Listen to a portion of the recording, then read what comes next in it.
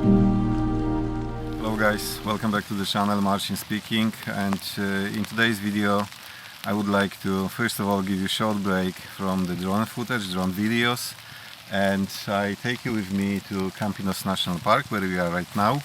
It's very close to Warsaw in Poland and just 15 minutes driving from my home. The conditions are very difficult. It's raining, as you can probably see and hear. Currently we have roughly plus 8 degrees in this part of Poland.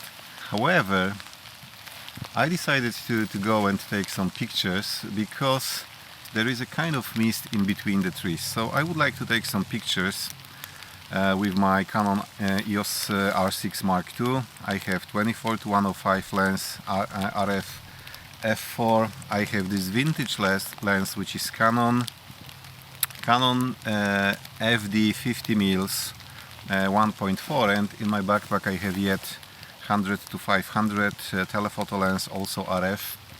So let's see what I can get here, and let me know in the comments which picture do you like the most. See you in the next video.